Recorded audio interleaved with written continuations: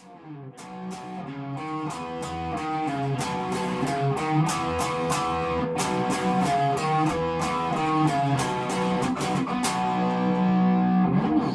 everyone, and welcome to the next Complete Rock Guitar Beginners Series lesson. In this lesson we're going to be learning your first scale, so you'll learn the major scale, you'll learn all about the intervals in it, and then we're going to learn some cool riffs with it, and you'll learn how to write your own music using this scale. So that's the advantage of learning scales. Scales are just a set of notes that are used in music. So if you learn a scale, then you can use that to write your own riffs, write your own solos, and write your own songs. So let's get started. Right then, so the major scale is the most important scale in music. You'll never learn another scale more important than this one. And it's really important because every other scale you learn is derived from this one. So if you learn this, then you'll be able to understand where all the other scales come from, and that'll make learning them a load easier. So let's go to the close-up shot and I'll show you how to play the shape. So we're going to learn this major scale shape in the key of A. So we'll start off with the open A string. And we're going to learn the major scale just on one string first, so you can see how it's all laid out. And there are 7 different notes in this scale, and then they repeat in the next octave. So what these 7 notes are is this. So you start off on your root note, so in our case this is A, because we're in the key of A. And then you play the note 2 frets up from the root note. And then you play the note 4 frets up. And then 5 frets up. 7 frets up from the root note. 9 frets up, and then 11 frets up from your root note, and then you get back to the root note again 1 octave higher here, 12 frets up. So we've got 1, 2, 3, 4, 5, 6, 7, and then we're back to note 1 again, which is our root note. So we can number those notes like that. So note 1 is our root note. So wherever the root note is, that's always number 1, and then we number the other notes going up 2, 3, 4, and so on. So as you can see, we've got the major scale laid out on one string. Now if you look at that, you'll notice that it's a pattern where we go up 2 frets, and then 2 frets, and then 1 fret, and then we go up 2 frets, 2 frets, 2 frets, and then 1 fret again. Now a distance of 2 frets on guitar, say from the open string here to the 2nd fret, is called a whole step in music. That's called a whole step. And then a distance of 1 fret, so say if we go between the 4th fret and the 5th fret, that's called a half step because it's half of a whole step. So that means that our major scale here goes, so we start off on our root, and then we go whole step, and then we go up a half step, and then whole step, whole step, whole step, and then half step, just like that. So that's one way we could look at the scale. It goes whole, whole, half, whole, whole, whole, half. Now remember when we talked about intervals in the last lesson? An interval is just the distance between 2 notes. So in this scale, if we've got 7 different notes, and one of them's the root note, that means we get different intervals. So we can go between the root note and any of the notes in the scale, like between that note and that note, or between the root note and that note, to form different intervals. So before we do that, here's the tab for that scale laid out on one string so you can see it all.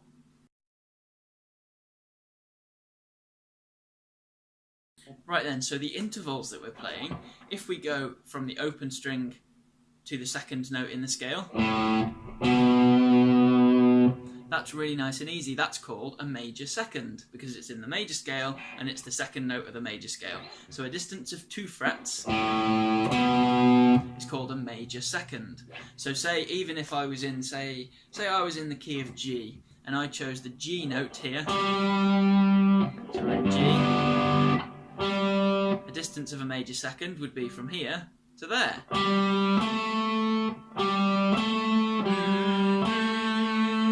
Just like that. So a major second is just the distance from the root note to the note 2 frets up. Now we can go between our root note, so we're in A again, to here. So we've got 1, 2, 3, 4, 5, 6, 7, and then back to the root. So we've already done 1 to 2, that's a major second. So if we go 1 and then we skip to here, which is the third note of the scale, that's called a major third. So that's really nice and easy because it goes from the root note of a major scale to the third note of a major scale. So we've got a major second and a major third. Now we get to the fourth note of the scale. So the interval between the root note and the fourth note of the major scale is called a perfect fourth. Now why is it called perfect and not major? Well, that's because it seldom changes. These major intervals, some of them change when we play a minor scale, so we might not play a major third, we might play a minor third instead, which is something different. But the perfect intervals, most of the time, always stay the same. So we don't play a major or a minor version, we just play the perfect version. And we'll go into the minor versions for the different intervals in the next complete rock guitar beginners lesson. So this is a perfect fourth from the root note to the fourth note of a major scale. So that's a distance of 5 frets. Now we get to the next note. So we go between the root note and the fifth note of the major scale. Just like that. So this is a distance of 7 frets, and this is called a perfect fifth. So a perfect fifth is a distance of 7 frets from your root note.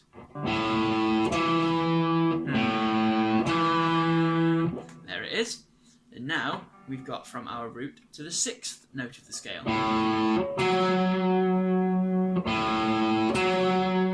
So here we go root and then 1, 2, 3, 4, 5, 6, 7, 8, 9. So we're 9 frets up from our root note. And that one is called a major sixth interval, that interval.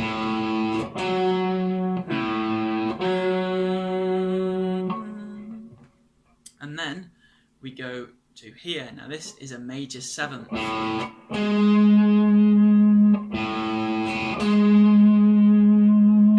So this time we're 11 frets up, or we're just 1 fret down from where our root note was, and this is where the major seventh interval is.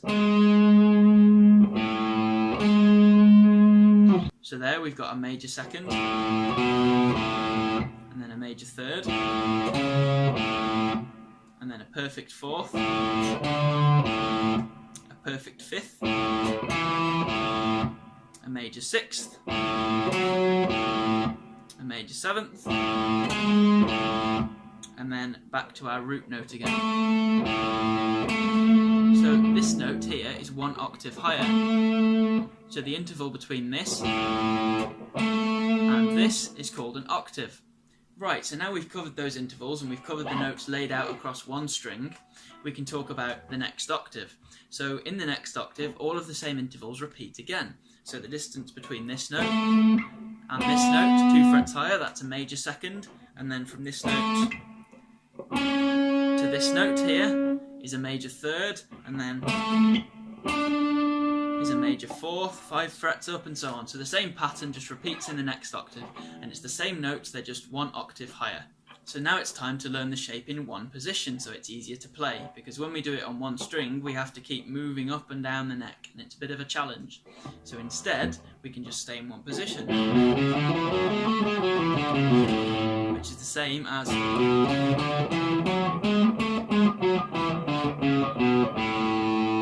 And this is because you can play the same note on guitar in different places.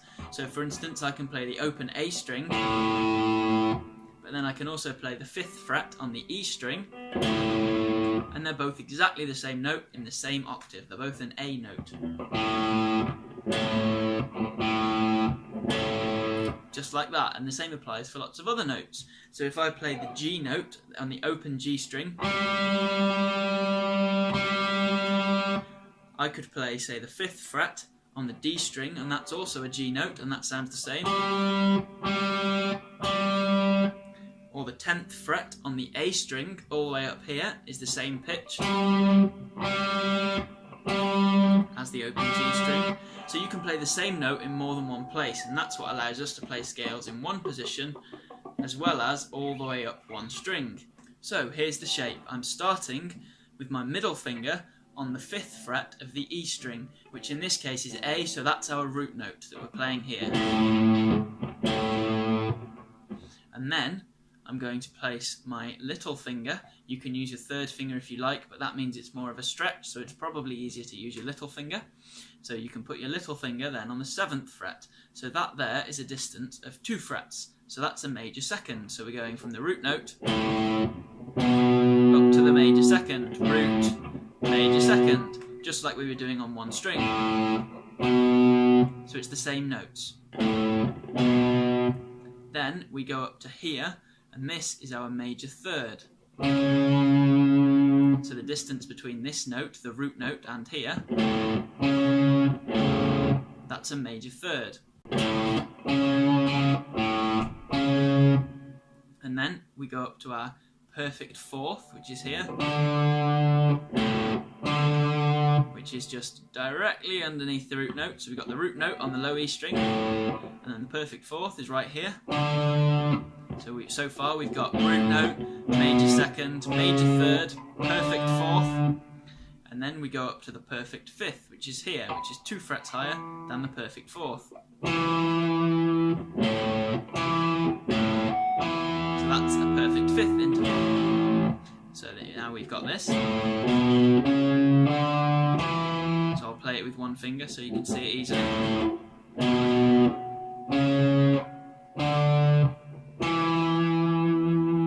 And then we go down to the D string, and now I'm playing the note here on the 4th fret. And that's a major 6th. From the root note, that's a major 6th. So the distance between those two notes is actually 9 frets, just like it was between here and here. Open A string, and the note on the 9th fret, that's the same distance as this note on the 5th fret, and then 2 strings higher on the 4th fret. So that's the major 6th, and then we go up 2 frets from that, and now we've got the major 7th. That's a major 7th interval, and then lastly we've got the octave here. So that's an octave shape. So as you can see, we don't have to lay out all of the intervals on one string. We can lay them out all in one position as well. So a major 2nd looks like this, and then we have a major 3rd, and then a perfect 4th, and then a perfect 5th, and then a major 6th, and then the major 7th, and then the octave.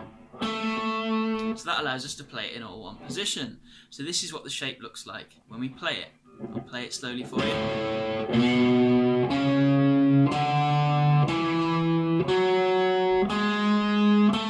And then back down.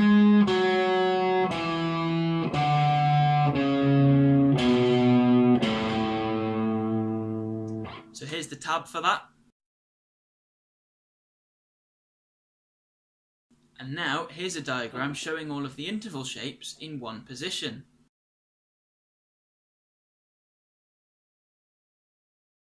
So practice this scale shape really nice and slowly. Make sure you're using the right finger for each note.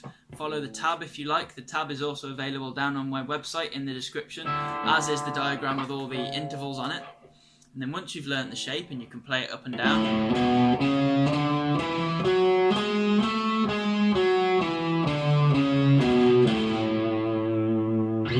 we're ready to learn some cool riffs.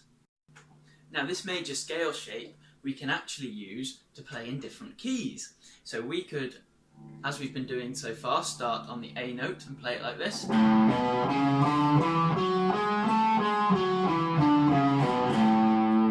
As we were just doing in the close-up shot. But remember, all of the intervals are just the distance between the root note and another note. So the intervals stay the same regardless of which key we play in. So all we have to do is move where our root note is, and we can play in different keys. So we just shift the whole pattern up or down to wherever our new root note is, and then we can play the pattern. So we could say start on the G note on the low E string on the 3rd fret, so that would be like this.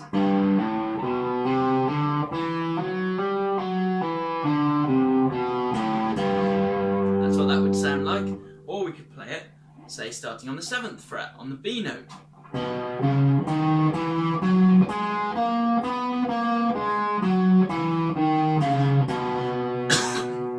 So we can move this into different keys just by moving the whole pattern up or down, because the root note and the position of the intervals relative to the root note all stay fixed. So then you can just move the root note up or move the whole pattern down to play in different keys, so it makes it really nice and easy.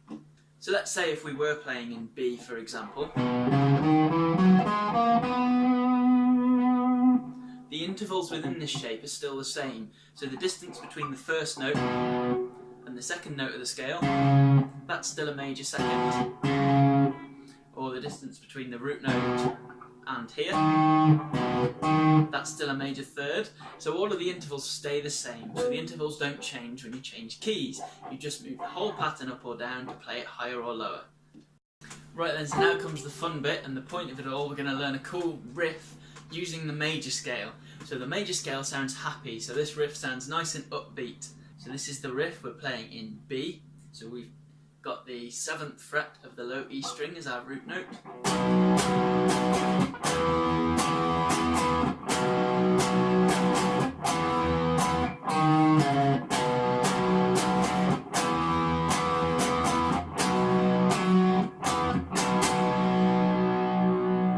So as you can see, it's really nice and easy to play. We're using power chords again. Now the reason that this riff works and the reason it sounds good is because all the notes fit in the scale. So a scale again is just a nice easy way of grouping the notes that sound good together so we can use them to write music. So all of the notes in this riff are in the major scale. So let's take that first power chord for instance. Just like that, we've got the root note of the scale, and we've got the perfect 5th. So we've got the root note and the perfect 5th. So both of those notes are in the scale, so that's why it works.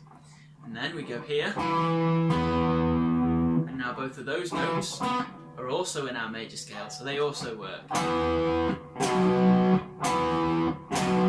So that's both the power chords, and then the notes that we play in between are here, which is our major 3rd, and then here, which is our major 2nd. So if you didn't quite get all of that, there'll be a tab in a moment that you can see. So because all of these notes are in the major scale in our riff, it makes it sound good and it makes it sound happy. So if you want to write good riffs, just learn a scale pattern just like this and then mess around with the notes until you come up with something. Right then, so we'll break this riff down to make it easier to learn. So the first part of the riff goes like this. So I have my index finger on the 7th fret of the E string, and then I put my 3rd finger on the 9th fret of the A string. So that's making a power chord, just like that. So then the rhythm we play this in is 1, 2. So just like that, really nice and easy. Now the next part, we shift this shape to the next set of strings. So we go from here down to here. So then I've got my index finger on the 7th fret of the A string and my 3rd finger on the 9th fret of the D string. And the rhythm we play here is slightly different, so listen out for it. So when we put that together, we get this. Just like that.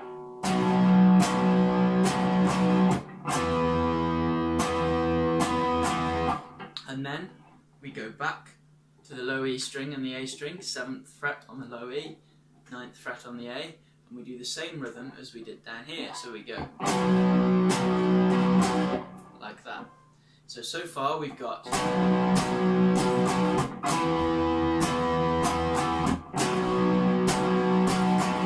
so it's a subtle change in rhythm, but it's quite easy to play.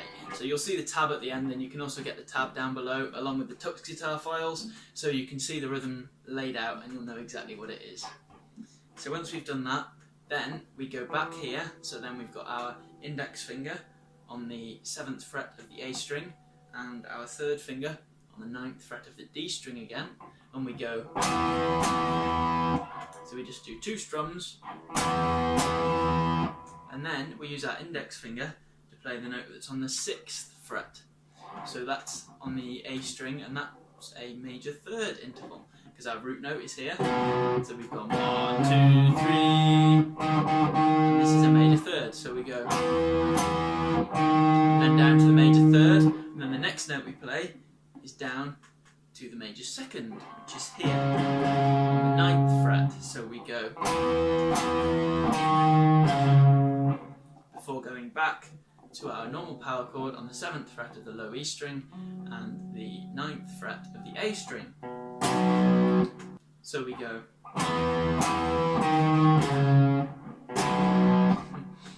So far then we've got this.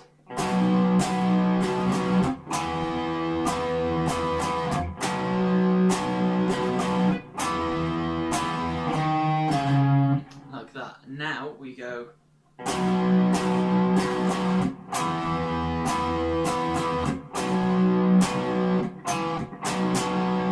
So this is the second part of the riff. So the first little section of the second part, the section A of part 2, shall we say, is the same. So it's.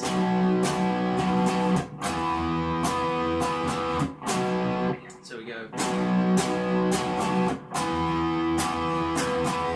And then it's just the bit after that that we change. So we're still using these same 2 chords again. So we're using a B power chord and an E power chord. So now we go just like that. So we go 2 strums on the B power chord, and then to the E power chord, and then 2 strums on the B power chord.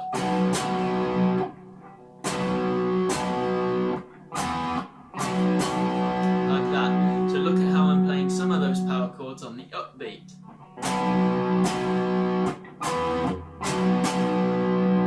Just like that. And the ones that I'm playing on the upbeat, I'm usually, not always, but usually strumming upwards rather than strumming downwards. So that helps me to keep track of where the beat is. So if we put all that together, I'll play the riff nice and slowly for you.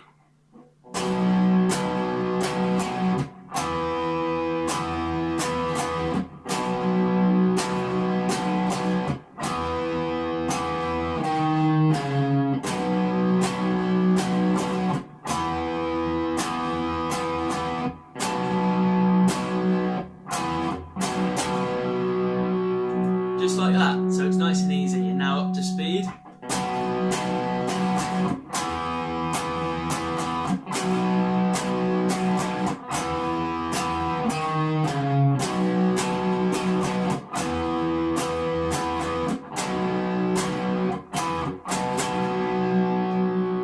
Just like that. Now, the power chord shape that we're using here, just like this,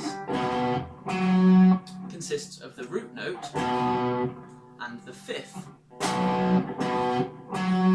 Okay, so that's what makes it a power chord. So a power chord is always made up of the root note and the perfect 5th of that key. So this is the power chord. We've got the root note, and then we go 1, 2, 3, 4, 5, and we're on the 5th.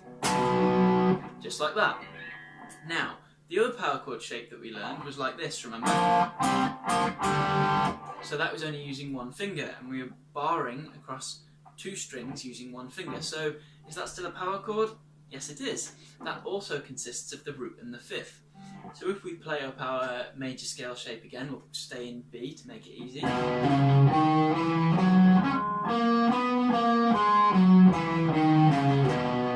we've got the root, and then we've got the 5th here, which is 2 frets up and then 1 string up.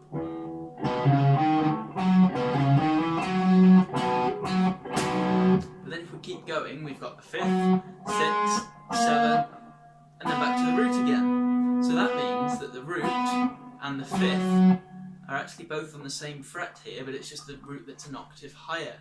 So instead of playing the root note down here with this 5th, we're playing the root note here on the next string down from the perfect fifth, and one octave higher, and we're playing that with the perfect fifth. So here in B, I'm on the 9th fret of the A string for the perfect fifth, and then the octave is on the 9th fret of the D string, like that. So that means that's still made up of the root note and the fifth. So that's why we can play the power chord with one finger as well. It was still playing the same intervals, it's just that instead of playing the root note as the lowest note in the chord, we've moved it up an octave and now it's the highest note in the chord. So we're playing the perfect fifth as the lowest note in the chord, and then the octave, the root note, as the highest note in the chord. So it's still a power chord. Now, we've formed that power chord shape on the root note of our key. But we can actually move that power chord shape around to start on any note of that scale, as long as both of the notes in the power chord fit within the scale. So, we could play it here, for instance, or we can take that same fretboard shape and those same intervals, and we can start them, say, on the 2nd note of the chord of the scale, or on the 3rd note of the scale, or on the 4th note of the scale, like we were doing, or on the 5th note of the scale, and so on. So we can keep going up. So this means that we can use power chords to make cool riffs using the scale. As long as both of the notes in the power chord are in the scale, you're good to go. Okay, so this means that if you use that one string scale shape that we were talking about earlier,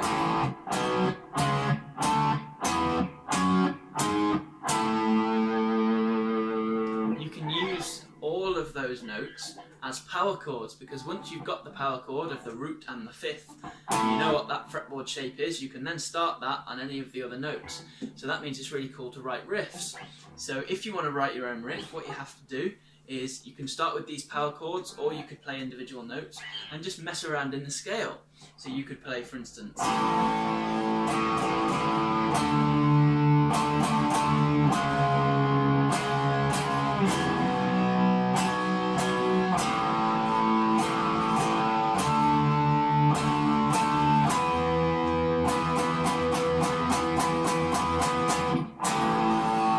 if we're in A there, because the root note, the open A string, is just there, so we're in A.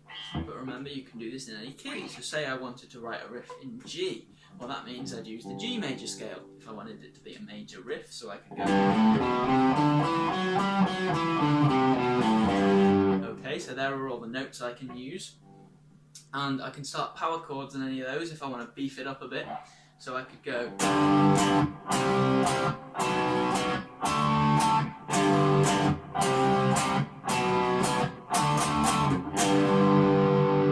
So there, I was starting on the root note, and then I was going up to the perfect fourth, and then I was playing that as a power chord, and then going down to the 3rd note of the scale, playing that as a power chord, and then playing the 5th note of the scale as a power chord. So you can move these around. So try making up a few of your own riffs and melodies in different positions on the fretboard, in different keys, and see what you can come up with. If you come up with anything cool, then feel free to film yourself, whack it on YouTube and send me the link, because I'd love to hear what you can create. So that brings us to the end of this complete rock guitar beginner series lesson. I hope you've enjoyed watching it as much as I've enjoyed creating it. So we've learned the major scale, the intervals in the major scale, how to play it both in one position and all the way up the neck, how to play in the next octave and how the notes just repeat. We've learnt the intervals that make up a power chord and why a power chord is what it is, and we've learnt a cool riff, and you've learnt how to make up some of your own riffs as well. So I hope you've really found it useful. Don't forget to subscribe, and don't forget to check out the website links in the description below for all of the tabs, and hopefully we'll see you in the next lesson.